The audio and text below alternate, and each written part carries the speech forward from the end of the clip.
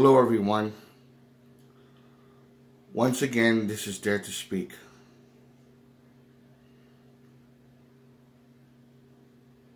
I wanted to share another scary story, which is based on a true story. Excuse me.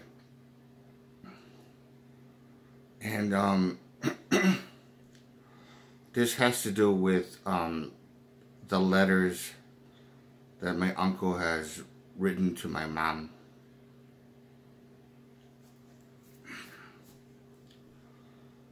And involving what happened, what he remembers in his childhood, and what happened to her, and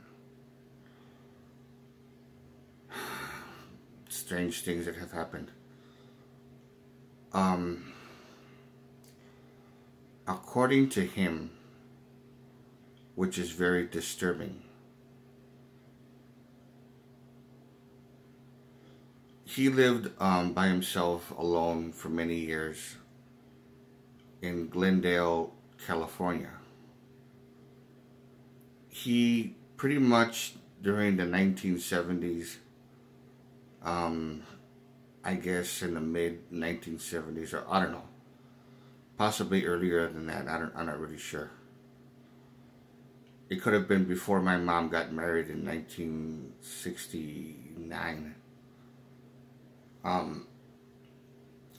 There was a family gathering of some sort, and everybody was arguing. There was a lot of family drama. And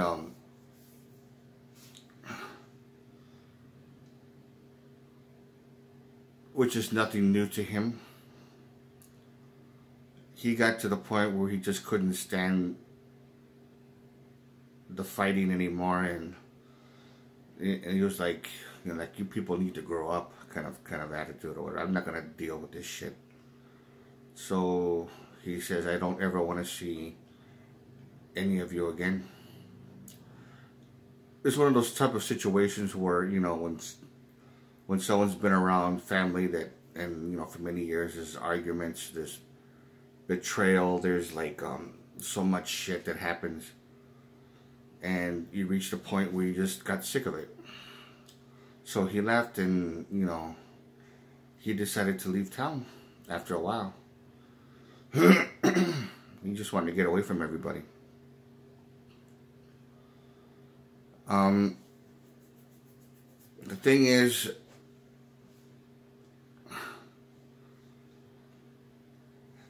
a lot of stuff happened to him over the years, over the decades actually, for like 30 years or 40 years. And he got involved with, well, not got involved, but he came across some very unfortunate situations. He, according to him, he felt that he was being monitored by the cult that he was a victim of, along with my mother. And I don't know how he kind of came to that conclusion, other than what he just told us. He said he came across some people that were very suspicious, and there was just one lady that lived in his building, and of course in California, if you ever saw that movie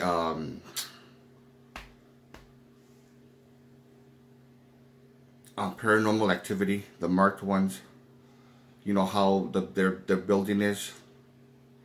If you were to step out the building, you can see your neighbor right across, coming out, and it's in the outside, and then, you know, there's a balcony, and then there's like that open space, whatever. For those of you who have seen that movie, and it's a good movie, by the way, just to mention it real quick. Well, there was a lady that lived across from him, And he knew her for some years. I don't know how many years. Could have been 4 or something. I'm not really sure. And she seemed like to be an okay type woman. But he kind of felt that she was being kind of like a little nosy, a little, or something like that. I don't know. But he just felt a little bit uneasy. Not to the point where he was extremely paranoid, but just only like a little, just a tad. And so he got used to her, no big deal.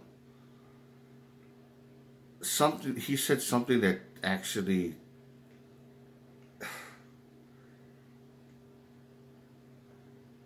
he said that one day he just came out,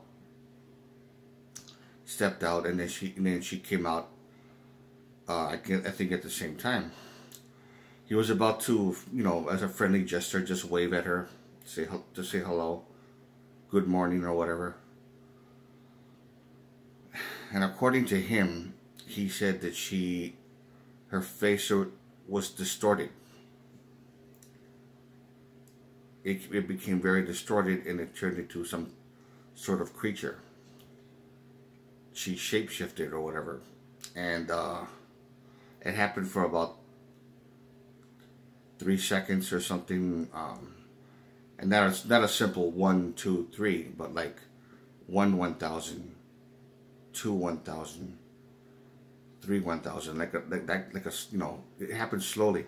For those 3 seconds, she just turned her face got very distorted, and he recognized that the face of the creature that she turned into, or something like that. Something that he remembered seeing in the rituals. So whatever animal or creature, I don't know what. He did describe what it looked like and what it was, and I can't really say for sure what it really was. I don't know, but she quickly grabbed her face, and then she just went inside and slammed the door. And he just looked in shock, like, what the fuck? So he got scared, he went inside himself, and he was afraid to come back out. I mean, who the fuck wouldn't, He later on, I don't know how much later, but he came out, and then when he was walking, they were crossing paths. And he didn't want to seem like too obvious. So he kind of like, he wanted to say something like hello and how's it going or something, but he was too afraid to. He made the mistake of, like, as he was walking, he glanced and looked for like 2 seconds. He said that she like looked at him in a very suspicious type of way, like she kind of knew that she saw him or knew what was going on. But the look that she gave him made his skin crawl. And they were quiet for a while, and then he tried to forget that or pretend that it didn't happen or anything like that. But I'm not really sure if they continued talking after a while. But he felt at that moment, even before that happened, he felt that she was like some sort of spy for this cult or whatever. I don't know what the case may be.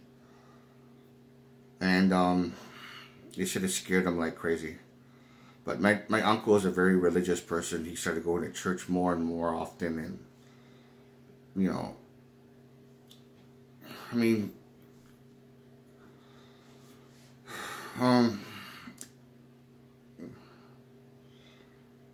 I told him about my beliefs. I still believed in God back then when I used to write to him, and then that one time when I had that one and only phone call conversation with him.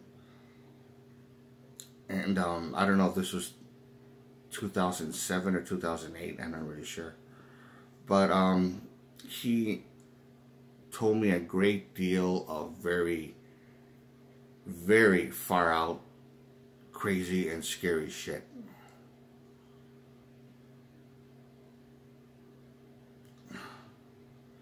I actually believe him because I was a victim of this type of a cult thing too, and he told me exactly what they were worshiping. He still thinks that it has something to do with Satan, but that's his beliefs. I wasn't gonna. I mean, back then I wouldn't argue because I believed that there was a Satan back then. But now it's different. It's more like I seriously doubt it. You know, for various reasons, and for reasons that I've already explained myself before in other videos that I did.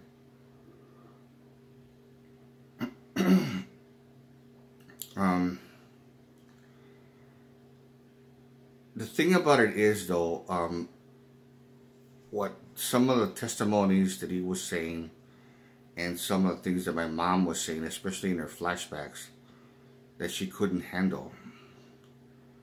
She ended up going to the hospital, psychiatric hospital for a while. She had a complete mental breakdown for a while, and it was a lot worse during the 1970s. And then she was okay for a while, and then in 1989 she had another breakdown. My dad had a hard time believing her. I guess either because he was too much into denial. I don't know, but some of the things that my uncle was saying, I mean, this is going to sound crazy. It really is. And for those of you who are watching this video right now, I just want to let you know that I am saying this out of serious reluctance. I don't even know if I should even say this. But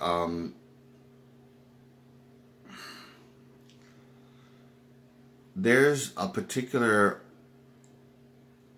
area in San Antonio, Texas, that strictly deals with, according to a particular source, of satanic rituals and stuff like that, cult and whatever.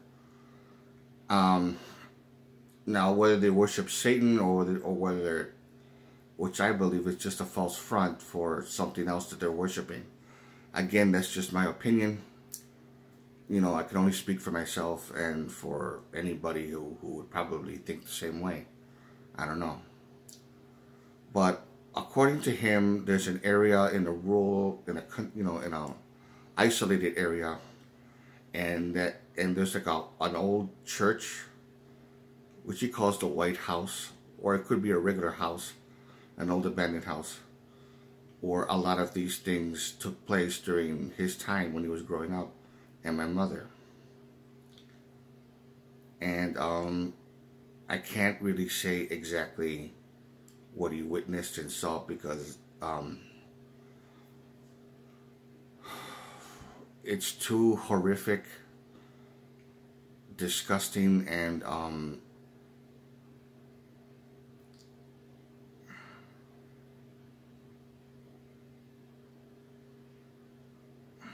I don't know. But I could summarize by simply saying that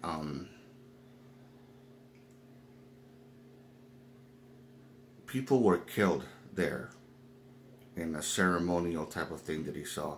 A typical scenario of ritual, whatever kind of thing. People dressed in these cloaks, and a large amount of people, 30, 35, who knows how many. And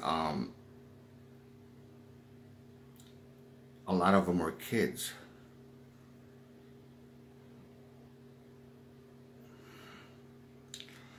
But the most disturbing part of this whole thing was these creatures, these gnomes or goblins or these fairy beings were at times present there. They were summoned. How they do what they do, I don't know, but they did that, and these creatures took part in the. I mean, it sounds like something out of that folklore type of thing that you would see in books, or there's like witches dancing back to back or whatever, and then dancing with these demon type creatures, and around a big cauldron or whatever. It's something. It kind of reminds you of something like that in a sense, even though it didn't happen that way. But he said it was very terrifying, and according to him, and this is back in the last time he mentioned this was in the early 2000s. He says that that house still exists. He calls it the White House because it was like an old. I think it used to be a church or whatever, or just a regular big house that a family used to live in or something. I don't know, but it was white and it was old, and people would gather there at certain times of the year, and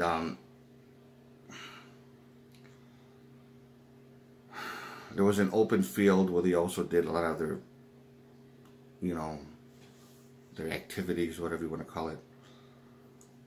And there's a lot of twisted shit that he said he saw.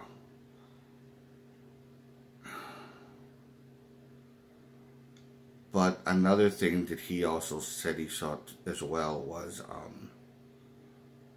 according to him, I'm not confirming or denying, because I honestly, to this very day, I honestly I can't come to a conclusion, because I honestly don't know, but it does kind of make sense, but again, it's not conclusive.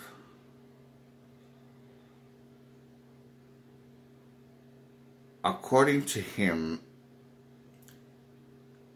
there was at times that he noticed once in a while, military people from the military there. So a lot of them were already in uniform, high-ranking officials and stuff like that. He was seeing a bunch of crazy shit though,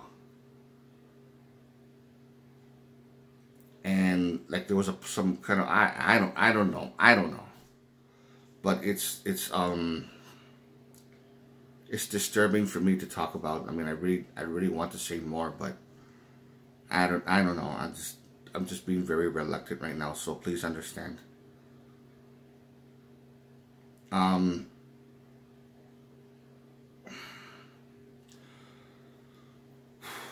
If you like this video, give it a thumbs up.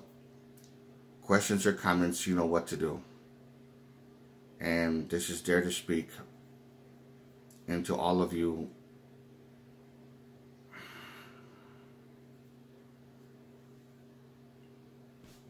take care. Ah, fuck.